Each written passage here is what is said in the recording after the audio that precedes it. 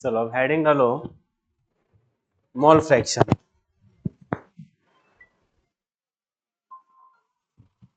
Heading डालो mole fraction.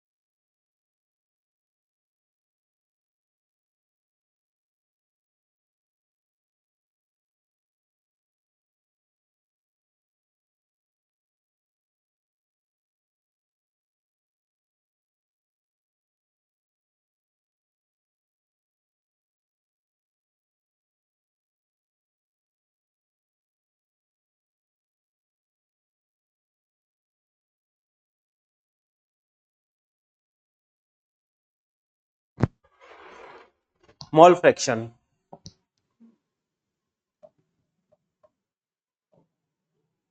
Mole fraction. Mole fraction को हम एक्स से रिप्रेजेंट करते हैं। किससे डिनोट करते हैं बेटा? एक्स से डिनोट करते हैं। और एक्स इक्वल टू होता है, X equal to number of mole, number of mole of solute, number of mole of solute upon number of mole of solution. Solution. तो मोल फ्रैक्शन जो होता है, इसमें आपको एक बात और नोट करनी है बेटा कि ये यूनिट लेस होता है। ये जो आपके पास होता है ये कैसा होता है? यूनिट लेस होता है, इसकी कोई यूनिट नहीं होती है। तो सिंपल सा हमें क्या लेना है? Number of moles of solute upon number of moles of solution. इसका मींस क्या हो गया कि आपके पास जो टोटल नंबर ऑफ मोल है सॉल्यूशन के एंड जो सोल्यूट के मोल्स हैं, इन दोनों का रेशियो। मोल फ्रैक्शन है क्या कि अपने पास total number of mole solution है and number of mole of solute, इन दोनों का क्या देखना है? रेशियो देखना होता है। क्या देखना होता है? रेशियो देखना होता है। तो इसकी सिंपल सी डेफिनेशन क्या हो जाती है? इन दोनों के रेशियो के लिए अपने को बात करनी होती है। अब उससे पहले हमने ये पढ़ा था मोल इक्वल टू क्या होता है बेटा? Mole equal to given mass, given mass upon molar mass, given mass upon molar mass. क्योंकि यहां से रिलेटेड जो क्वेश्चन आएगा वो डायरेक्टली आपको जो क्वांटिटी देगा वो मोल में नहीं देगा, वो किस में देगा? ग्राम में देगा। और ग्राम को हमें किस में कन्वर्ट करना होता है? मोल में कन्वर्ट करना होता है। लाइक यदि हम बात करें इथाइलिन, इथाइलिन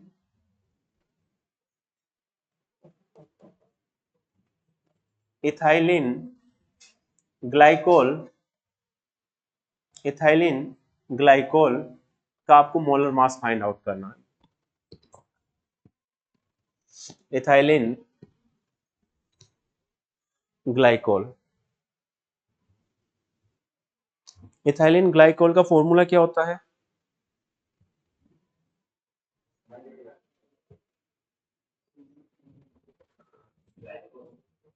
C6H12O6, ये ग्लूकोज का होता है। इथाइलिन ग्लाइकोल है। हम्म।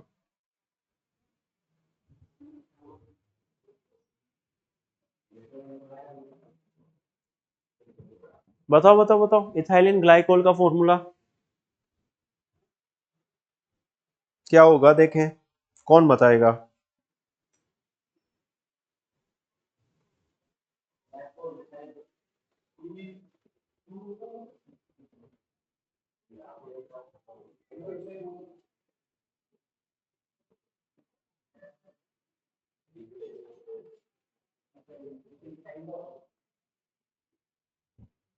हम्म, नहीं पता?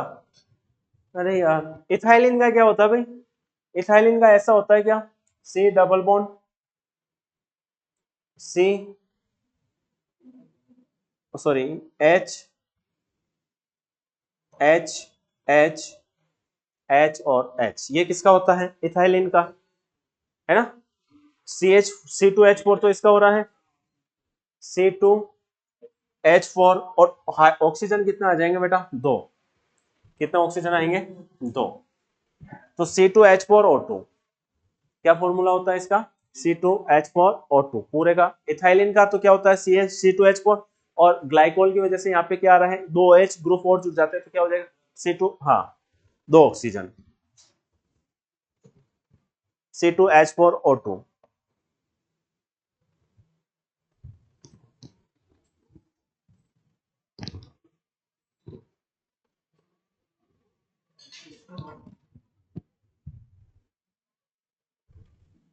कितना आया molar mass,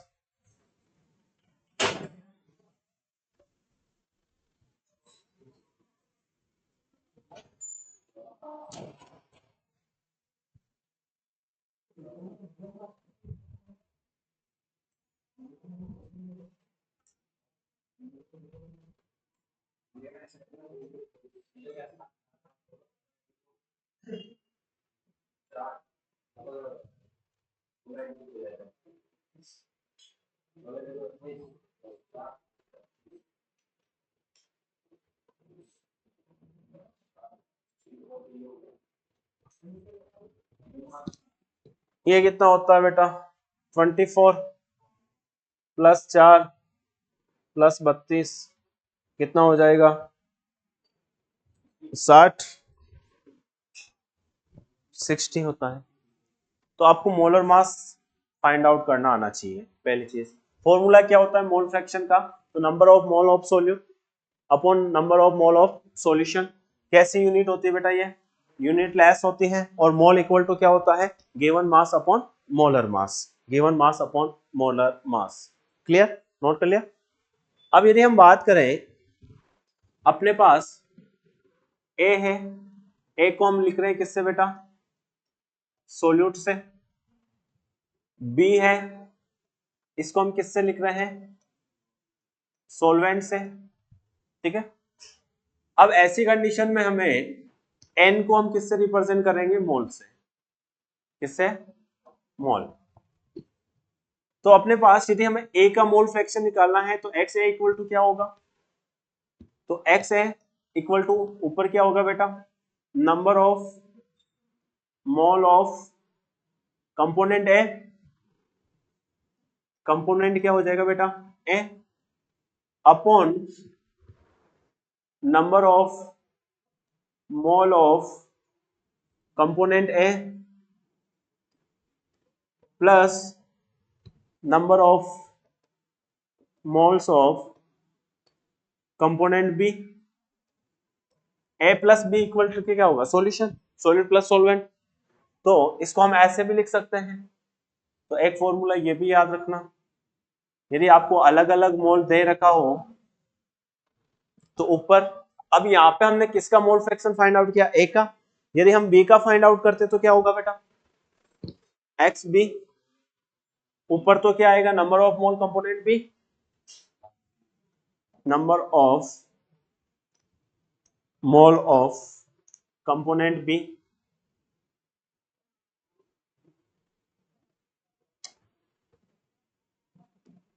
component B upon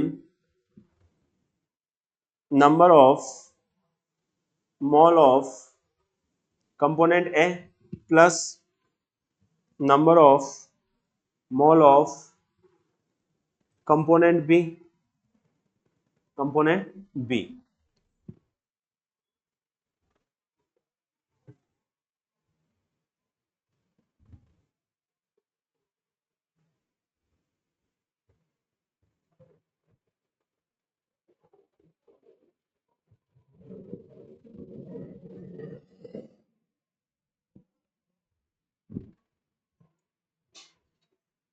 अब यदि हम बात करें n को हमने किससे रिप्रेजेंट किया है, मोल से।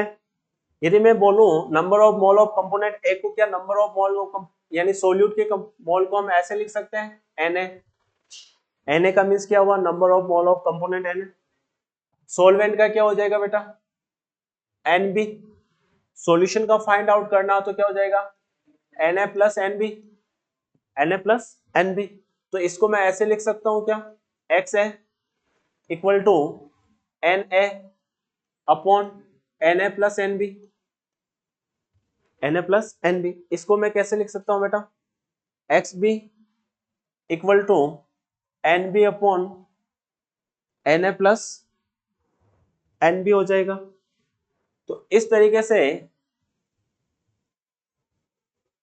ये आपकी इक्वेशन फर्स्ट हुई और ये इक्वेशन सेकंड। दो इक्वेशन हो गई, equation first and equation second. अब मेरे को ये बताना हमने फर्स्ट इक्वेशन क्या लिखी,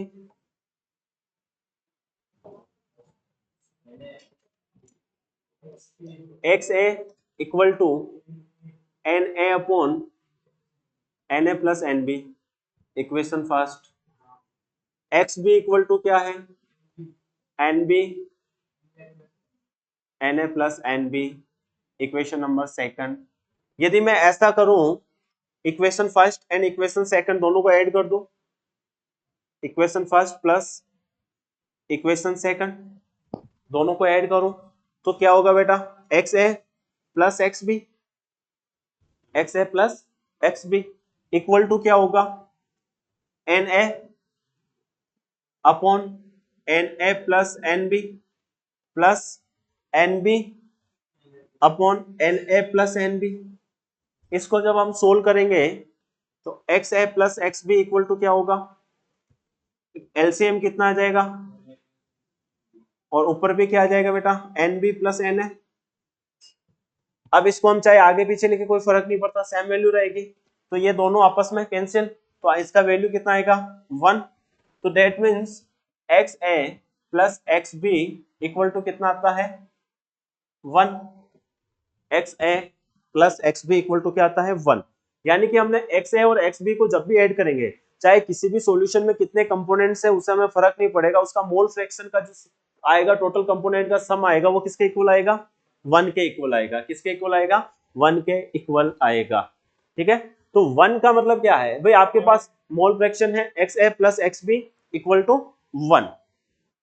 तो जितने भी आपके कोई भी सॉल्यूशन है उसमें कितने कंपोनेंट्स हैं उससे हमें कोई मतलब नहीं है, उन सब का मोल फ्रैक्शन या total sum of mole fraction कितना होता है, सॉल्यूशन का 1 होता है। तो ऐसी कंडीशन में यदि आप एक का फाइंड कर लिया तो दूसरे का फाइंड करने की जरूरत नहीं है। तो XB इक्वल टू क्या हो जाएगा बेटा, 1 माइनस XA, या फिर XA पूछ लिया तो 1 माइनस XB। ये सबसे इंपॉर्टेंट है, बात ध्यान रखना, इस पे बेस्ट न्यूमेरिकल्स एग्जाम में आते हैं, तो ये नोट करो। अब यहां से आप चाहे कितने भी कंपोनेंट्स हो, वो n कंपोनेंट्स हो यानी इनफाइनाइट कंपोनेंट्स हो, तो हम इसको ऐसे लिख सकते हैं क्या, x1 plus x2 plus x3 plus dash dash dash dash plus xn, ऐसा लिख दिया। तो इक्वल टू कितना आएगा, 1 ही आएगा। कितना आएगा बेटा, 1 ही आएगा।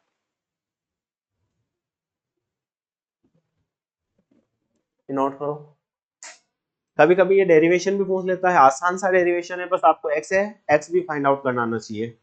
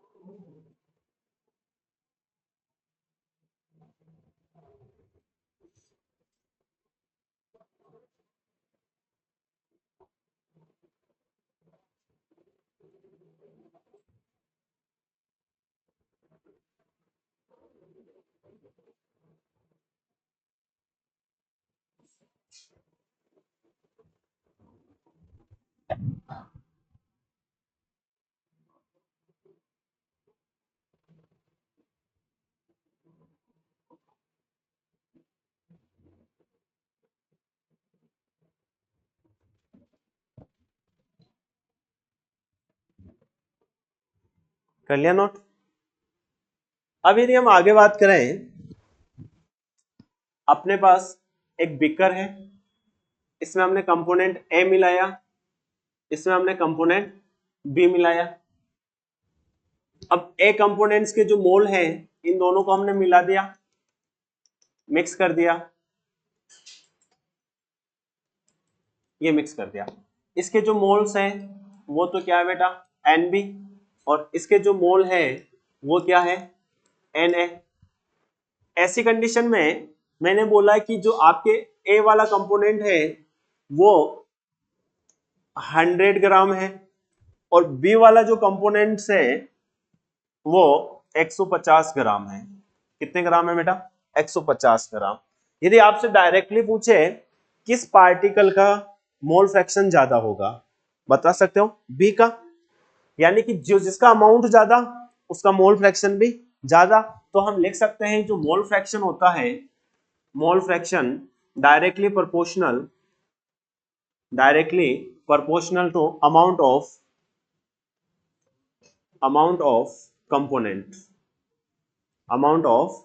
कंपोनेंट, यानी कि आपके पास कंपोनेंट का अमाउंट कितना है उसके डायरेक्टली प्रोपोर्शनल होता है मोल फ्रैक्शन।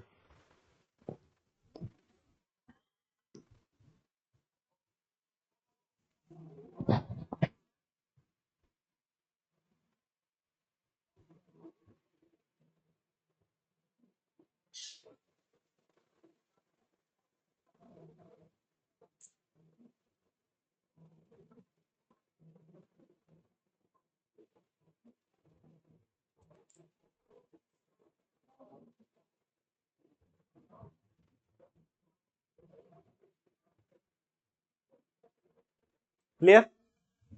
अब यदि मैं ये बोलूं कि X A equal to 0.09, X A कितना है 0.09, एक्स बी कितना होगा भाई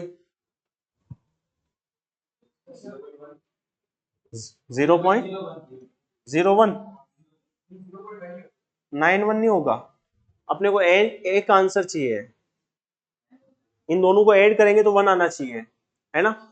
अब ये ऐसा हो गया भाई, एक्स ए और एक्स ए प्लस एक्स बी क्या था 1, यदि ये 0.09 है तो इसको ऐड करोगे तभी तो 1 होगा। तो ऐसी कंडीशन में एक्स ए है एक्स बी ये है। अब आपसे पूछ लिया किसका अमाउंट ज्यादा है, कौन से कंपोनेंट का अमाउंट ज्यादा है, तो जिसका मोल फ्रैक्शन ज्यादा उसका अमाउंट भी ज्यादा है।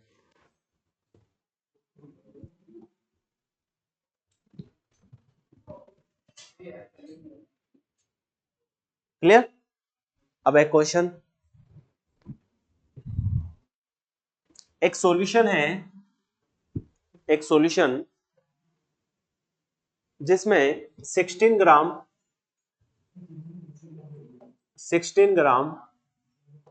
CH3OH and 90 gram H2O, 90 gram H2O आपको फाइंड आउट करना है। ये आपको दे रखा है क्वेश्चन में, सिंपल सा, फाइंड आउट मोल फ्रैक्शन,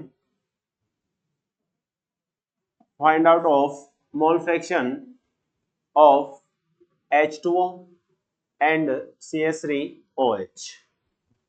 इस क्वेश्चन को करना है आपको, H2O एंड, हाँ गिवन मास है।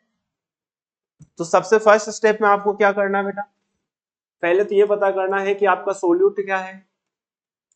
सोल्यूट क्या है बेटा CH3OH, सोल्यूट क्या है CH3OH, और सोलवेंट क्या है H2O। अब ये कितना दे रखा है 16 ग्राम, और ये कितना दे रखा है 19 ग्राम।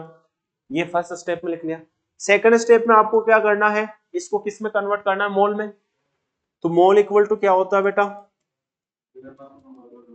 Given mass upon molar mass, given mass upon molar mass.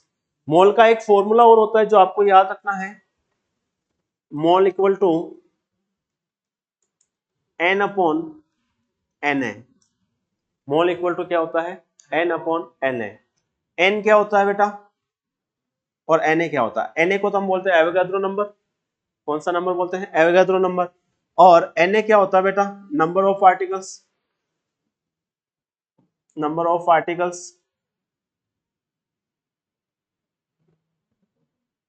Number of particles. और एन ए क्या होता है बेटा, एवोगाड्रो नंबर।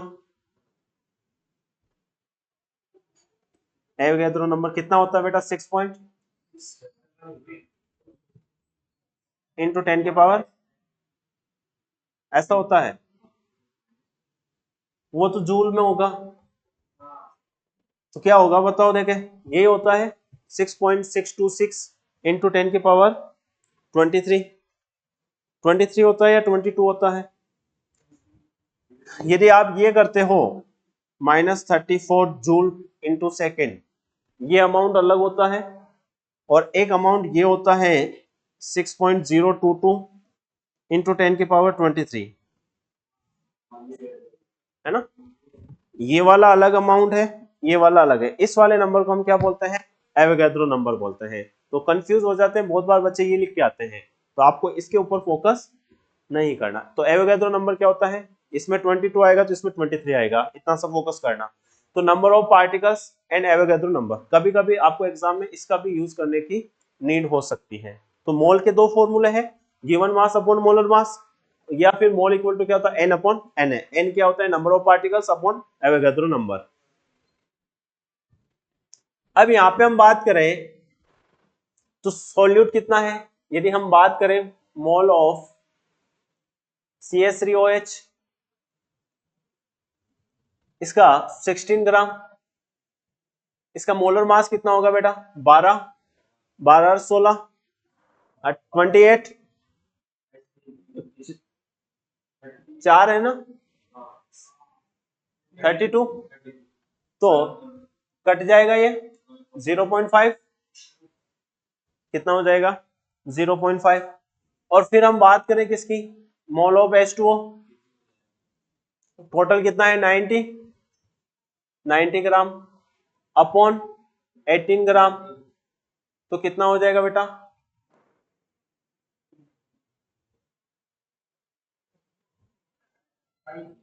5।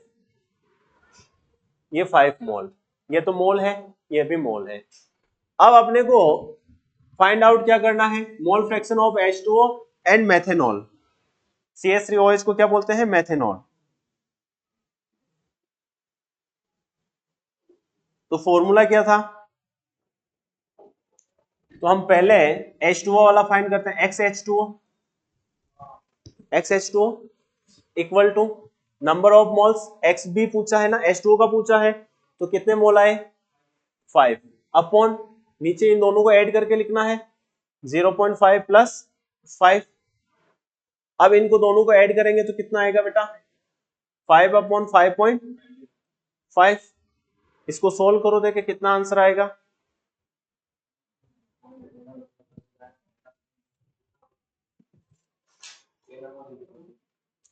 तो अप्रोक्स 0.91 या 92,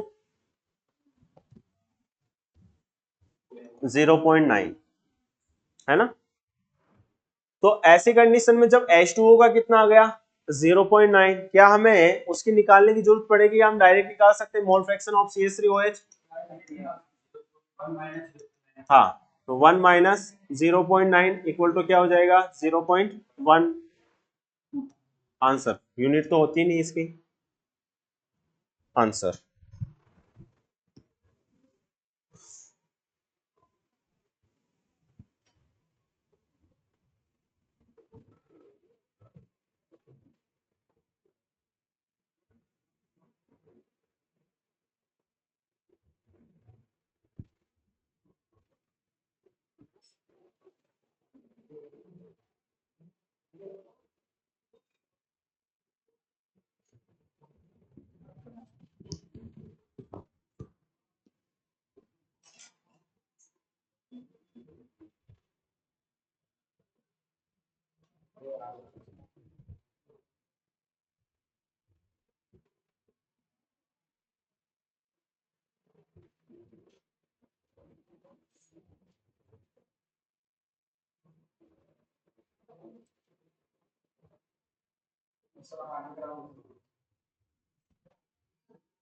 चलो अगला क्वेश्चन।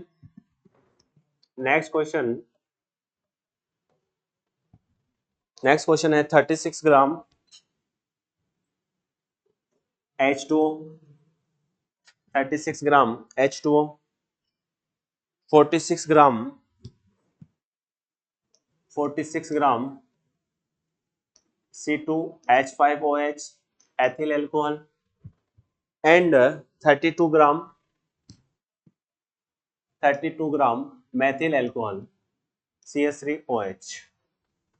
आपको सभी का क्या फाइंड आउट करना बेटा? Mole fraction.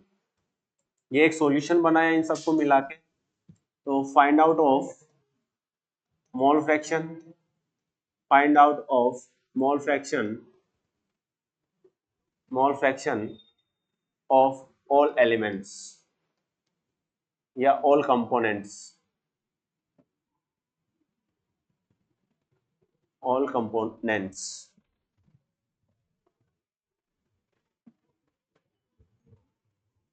आपके पास 2 मिनट का टाइम है। हम्म।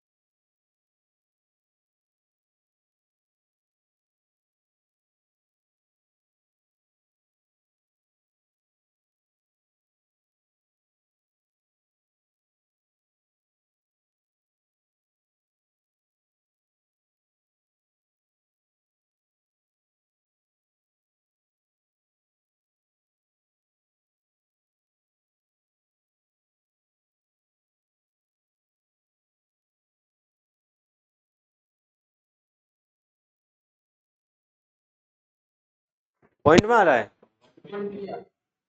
हो गया। टोटल मोल फ्रैक्शन कितना आया मेरे को तो ये बताओ। हम्म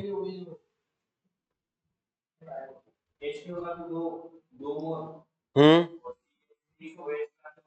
हम्म 1.3 क्यों आ रहा भाई? देखो सबसे पहले इसका फाइंड आउट करें वाटर का। 36 ग्राम H2, इसके हमें मोल फाइंड आउट करने, तो मोल इक्वल टू क्या हो जाएगा बेटा? 36/18, तो कितना हो जाएगा? 2 मोल। सेकंड का क्या हो जाएगा? 46 ग्राम C2H5OH, कितना हो जाएगा? 46 ग्राम। इसका कितना होता है? 12 24, 24 और 6 कितने हो गए? 30, 30 और 16 कितने हो गए? 46। 46 कितना आएगा? 1 मोल।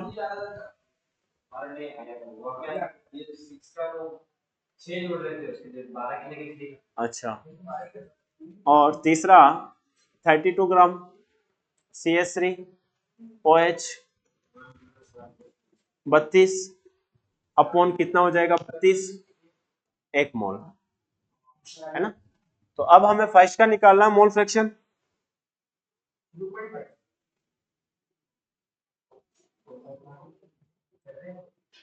मोल फ्रैक्शन क्या हो जाएगा? X H2O, X2O कितने मोल है बेटा? 2 मोल, अपॉन टोटल मोल कितने हो रहे हैं? 2 और 1 3 4, 4 मोल। मोल से मोल कैंसल, 2 से 4 1/2, तो 1/2 को हम क्या लिखते हैं? 0.5। और X C2H5OH कितना हो जाएगा? कितना है टोटल इसका? 1 मोल, 1/4 मोल हो गया। मोल से मोल कैंसिल, तो कितना हो जाएगा? 0.25 मोल, सॉरी 0.25। और तीसरा क्या है? X, हाँ, XCH3OH कितना आएगा? 1/4, 0.25। अब इन सबको ऐड करें तो 1 आना चाहिए भाई। 0.5 प्लस 0.25 प्लस 0.25, 2.455 हो गया। और 0.5 प्लस 0.5 इक्वल टू 1। यदि 1 आंसर आ रहा है तो सही है, 1 से ज्यादा आ रहा है, कम आ रहा है, मतलब गलत है।